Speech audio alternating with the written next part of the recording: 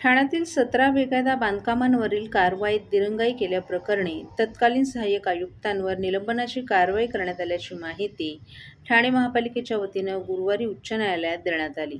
तर बेकायदा बांधकामाच्या पाडकाम कारवाईसाठी येणाऱ्या खर्चापैकी 10% रक्कम या बांधकामासाठी जबाबदार असलेल्या महापालिकेच्या अधिकाऱ्यांकडून वसूल करण्याचा विचार करा अशी सूचना उच्च न्यायालयानं ठाणे महानगरपालिकेला दिली आहे. बेकायदा बांधकामावर कारवाई करण्यासाठी सुरू करण्यात आलेल्या मोहिमेअंतर्गत सुरुवातीला शुभद्रा टकले यांच्या मालकीच्या हरित क्षेत्रात मोडणाऱ्या जागेत 17 इमारती बेकायदा आढळून आल्याची माहिती महापालिकेनं दिली होती. तथापि यात आणखी 4 इमारतींचा समावेश झाला असून एकूण 21 बेकायदा इमारती असल्याचं न्यायालयाला गुरुवारच्या सुनावणीत सांगण्यात आलं. त्यापैकी 13 इमारती पूर्णपणे पाडण्यात आल्या असून 8 इमारती पाडण्याची कारवाई सुरू असल्याची माहिती महापालिकेच्या वतीनं वरिष्ठ वकील आशुतोष कुंभकोणी आणि वकील मंदार लिमये यांनी न्यायालयाला दिली आहे. याशिवाय बेकायदा बांधकामांवर कारवाई न करण्यासाठी जबाबदार असल्याप्रकरणी तत्कालीन सहाय्यक आयुक्त फारुख शेख यांच्यावर शिस्तभंगाची कारवाई करण्यात आल्यावर त्यांना निलंबित करण्यात आल्याचंही महापालिकेच्या वतीनं न्यायालयाला सांगण्यात आलं. या व्यतिरिक्त आणखी 3 सहाय्यक आयुक्त, 3 बीट मुकादम आणि 1 बीट निरीक्षकालाही कारणे दाखवा नोटीस बजावण्यात आल्याचं न्यायालयाला सांगितलं गेलं. बेकायदा बांधकामं तुमच्या डोळ्यांसमोर उभी राहतात आणि महापालिकेकडून त्यांना नोटिसा बजावण्याशिवाय कोणतीही कारवाई केली जात नाही.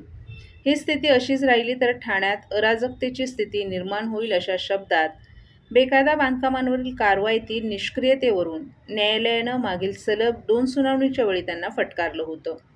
या पार्श्वभूमीवर ठाणे महापालिकेनं गुरुवारी बेकायदा बांधकामांवरील आणि या कारवाईत दिरंगाई करणाऱ्या अधिकाऱ्यांवरील कारवाईची माहिती प्रतिज्ञापत्राद्वारे न्यायालयाला दिली आहे. महाराष्ट्रातील भगिनींना आधार देणारी राज्य शासनाची मुख्यमंत्री माझी लाडकी बहीण योजना. या योजनेअंतर्गत अल्प उत्पन्न गटातील 21 ते 65 वयोगटाच्या भगिनींना मिळणार दरमहा 1500 रुपयांची मदत. अर्ज करण्यासाठी 31 ऑगस्ट 2024 पर्यंत मुदतवाढ. कुटुंबाचं वार्षिक उत्पन्न 2.5 लाख रुपयांपेक्षा कमी असलेल्या महिला पात्र. कुटुंबाकडे पिवळं किंवा केशरी रेशन कार्ड असल्यास उत्पन्नाचा दाखला आवश्यक नाही. पांढरं रेशन कार्ड असेल किंवा रेशन कार्ड नसेल तर कुटुंबाचं वार्षिक उत्पन्न 2.5 लाखांपेक्षा कमी असल्याचा दाखला आवश्यक. योजनेसाठीचा ऑनलाईन अर्ज नारी शक्ती दूत ॲपवरून किंवा पोर्टलवर भरता येईल. ज्या भगिनींना ऑनलाईन अर्ज भरता येत नसेल त्यांच्यासाठी अंगणवाडी, ग्रामपंचायत, वॉर्ड ऑफिस, सेतू सुविधा केंद्रामध्ये किंवा आशाताई बचत गटाच्या CRP यांची मदत उपलब्ध. आता आपल्याला अभिमानानं म्हणता येईल, सुखी आणि सुरक्षित आहे माझी लाडकी बहीण.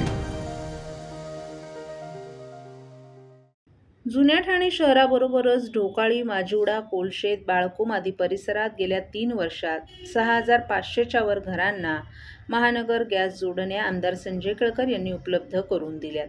त्यामुळे हजारो कुटुंबियांना दिलासा मिळालाय. स्वयंपाकासाठी घरगुती गॅस सिलेंडर मिळवण्यासाठी नागरिकांना तारेवरची कसरत करावी लागते. त्यामुळे नागरिकांचा कल वाहिन्यांद्वारे इमारतींमध्ये घरगुती गॅस पुरवणाऱ्या महानगर गॅस कंपनीकडे वाढू लागलाय.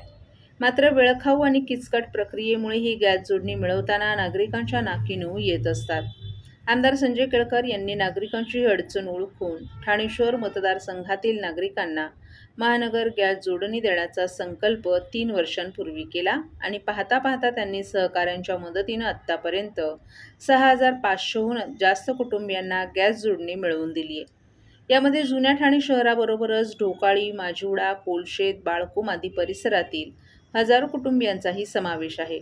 मतदारसंघातील प्रत्येक कुटुंबाला गॅस जोडणी मिळवून देण्याचा केळकर यांचा संकल्प आहे. मासुंदा, खारकराळी, चरई, उथळसर आणि आसपासच्या भागात देखील ही जोडणी करण्यात आली असून लवकरच ती कार्यान्वित देखील होणार आहे. माजी नगरसेवक सुनीत जोशी, निलेश कोळी, रवी रेड्डी, निलेश पाटील, तन्मय भोईर, महापालिका आणि महानगर गॅस प्रतिनिधी यांच्या सहकार्यानं ही मोहीम सध्या जोरात सुरू आहे. विशेष म्हणजे आमदार संजय केळकर हे या कामाचा सातत्यानं पाठपुरावा करत असून दर 15 दिवसांनी रहिवासी, महानगर गॅसचे अधिकारी यांच्या एकत्रित बैठका घेत आहेत. त्यामुळे प्रलंबित समस्या मार्गी लागून गॅस जोडणीच्या कामाला वेग आलाय. आणि नवीन भागामध्ये म्हणजे ढोकाळी असेल, कोलशेत आहे, बाळकोम आहे, माजिवडा आहे, मानपाडा आहे, की या सगळ्या भागामध्ये गॅस जोडणी लोकांना मिळण्याकरता आम्ही 3 वर्षापासून प्रयत्नशील होतो. आजपर्यंत जवळजवळ 6,500 लोकांना त्यांच्या घरांना आपण गॅस जोडणी देण्यासाठी प्रयत्न केले आणि ते मिळाले. कारण की याच्याकरता दर 15 दिवसांनी आम्ही बैठका घेत होतो. महानगर गॅसचे अधिकारी, रहिवाशी अशी ते एकत्रित बसून त्याची जे म्हणून अडथळे असायचे ते म्हणून आम्ही सोडवून आतापर्यंत मला सांगायला आनंद वाटतो की 6,500 घरांना आपण गॅस जोडणी दिली. आणि पुढच्या काळामध्ये देखील चरई असेल, खारकराळी असेल किंवा मासुंदा तलावाचा लालबागचा जो रस्ता आहे तिथलं तर आता काम पूर्ण झालेलं आहे. तर त्या सगळ्या भागाचे जवळजवळ 1250 घरांना, रहिवाशांना पुढच्या काळामध्ये गॅस जोडणी होणार आहे. कारण की त्यांच्या इमारतीपर्यंत देखील ही गॅसची लाईन पोचलेली आहे. अनेक प्रश्न निर्माण झालेले असतात, महापालिकेच्या संबंधात असतात, त्यांच्या सिव्हिल डिपार्टमेंटच्या संबंधात असतात आणि त्याच्यामुळे हा उपक्रम जो आहे आम्ही 3-3.5 वर्षापासून चालू ठेवला. घोडबंदर रोड येथे MMRDA, महानगरपालिकेसह विविध यंत्रणांची कामं मोठ्या प्रमाणात सुरू आहेत. ही विकास कामं अगदी संथ गतीनं सुरू असल्यामुळे याचा मोठ्या प्रमाणात नागरिकांना त्रास सहन करावा लागतोय. प्रचंड वाहनांची वर्दळ असलेल्या या रस्त्यावर मेट्रोसह घोडबंदर सेवा रस्ता, मुख्य रस्त्यात विलिनीकरणाचं काम, उड्डाणपूल आणि त्यावर पडलेले खड्डे, उघडी गटारं, विविध ठिकाणी केलेलं खोदकाम यामुळे रस्त्यावरची दुरावस्था झाली असून वाहतूक कोंडीमुळे प्रचंड मनस्ताप सहन करावा लागत असल्यानं जनतेतून नाराजी व्यक्त होत आहे. याबाबत प्रशासनाचं लक्ष वेधण्यासाठी काँग्रेस पक्षाच्या माध्यमातून ठाणे शहर काँग्रेसचे अध्यक्ष विक्रांत चव्हाण यांच्या नेतृत्वाखाली घोडबंदर रोड येथील आनंदनगर नाका येथे लक्षवेधी निषेध आंदोलन करण्यात आलं. यावेळी बोलताना चव्हाण यांनी मेट्रो महामार्गासाठी आणि कारशेडसाठी लागणाऱ्या जमिनीच्या भूसंपादनामध्ये झालेला विलंब यामुळे कारशेडची निर्मिती नाही, बऱ्याच ठिकाणी मेट्रोचे पिलर्स उभारले नाहीत, अशा अनेक अपुरे आणि त्रुटीजन्य कामांमुळे अनेक वर्ष रखडलेलं मेट्रोचं काम नजीकच्या काळात देखील मार्गी लागणार नाही, असं एकंदर परिस्थितीनुसार दिसून येत असल्याचं सांगितलं. तसंच गर्दीच्या वेळेत बंदी असतानाही अवजड वाहनांना शहरात दिलेला प्रवेश, वाहतूक पोलीस आणि ट्रॅफिक वॉर्डन यांची कमतरता, कंत्राटदारांकडून होणारं अटी शर्तींचं उल्लंघन, कामावर देखरेख ठेवण्यासाठी तज्ज्ञ अधिकाऱ्यांचा अभाव या सर्व गोष्टी वाहतूक कोंडीला कारणीभूत ठरत आहेत. त्यामुळेच आम्हाला रस्त्यावर उतरावं लागेल असं सांगत प्रशासनाच्या भूमिकेचा त्यांनी तीव्र निषेध केला. प्रशासकीय यंत्रणेनं तातडीनं त्यांच्या मागण्यांची दखल घेतल्यानंतर 5 तासानंतर हे निषेध आंदोलन मागे घेण्यात आलं. परंतु आजच्या आंदोलनातूनही प्रशासनानं सकारात्मक पावलं उचलून योग्य त्या उपाययोजना न केल्यास आम्हाला उग्र आंदोलन छेडावं लागेल असा इशारा ठाणे काँग्रेसचे अध्यक्ष विक्रांत चव्हाण यांनी दिलाय. या आंदोलनादरम्यान उपस्थित पदाधिकाऱ्यांनी प्रशासनाच्या विरोधात प्रचंड घोषणाबाजी करत रोष व्यक्त केला.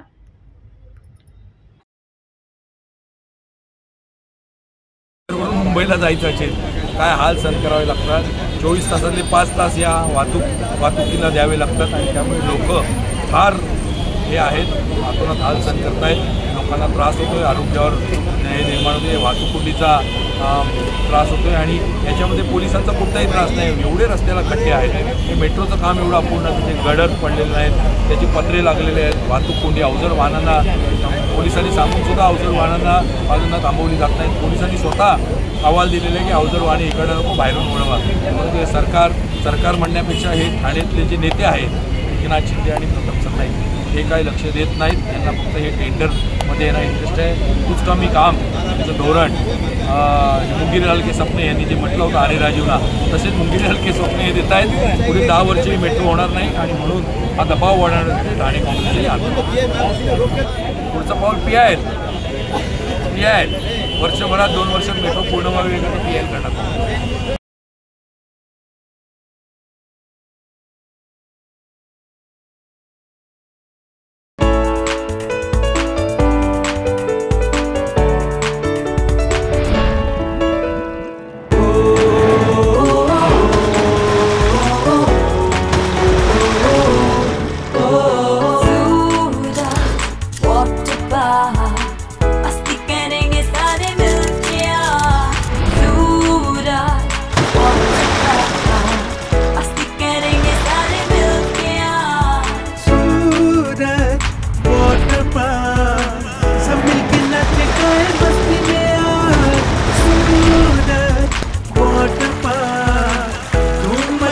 सब मिलके आज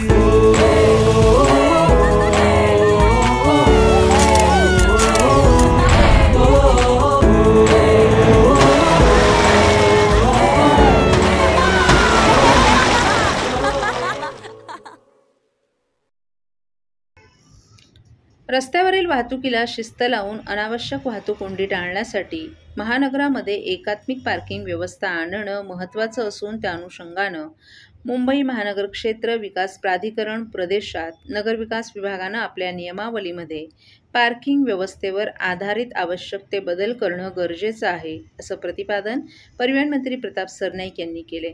या संदर्भात मंत्रालयात बोलवलेल्या मुंबई महानगर क्षेत्र विकास प्राधिकरण प्रदेशातील महापालिका आयुक्तांच्या बैठकीत ते बोलत होते. यावेळी विभागाचे अतिरिक्त आयुक्त सचिव संजय सेठी, नगरविकास विभागाचे अतिरिक्त सचिव असीम गुप्ता तसंच महापालिका आयुक्तही उपस्थित होते. भविष्यात शहराच्या विकास आराखड्यामध्ये महापालिकेनं पार्किंगसाठी विशेष जागा उपलब्ध करून देणं बंधनकारक ठरणार असल्याचं सरनाईक यांनी सांगितलं. त्या अनुषंगानं नगरविकास विभागानं आपल्या नियमावलीमध्ये बदल करून नवीन 14 सूचनांचा समावेश असलेला आराखडा मुंबई महानगर क्षेत्र विकास प्राधिकरण प्रदेशातील महापालिकांना पाठवावा, असंही त्यांनी सांगितलं. नगरविकास खात्याचे अतिरिक्त सचिव असीम गुप्ता यांनी भविष्यात रस्त्याच्या कडेला असलेल्या अवैध पार्किंगमुळे होणारी वाहतूक कोंडी टाळण्यासाठी महापालिकेनं आपल्या जागेवर पे अँड पार्कवर आधारित पार्किंग व्यवस्था निर्माण करणं गरजेचं असल्याचं सांगितलं. याबरोबरच पार्किंगचं शुल्क हे अतिशय कमी ठेवण्याबाबत जेणेकरून लोकांना परवडेल आणि ते सहजगत्या उपलब्ध पार्किंग व्यवस्थेचा फायदा घेतील, अशी सूचनाही मंत्री प्रताप सरनाईक यांनी यावेळी केली.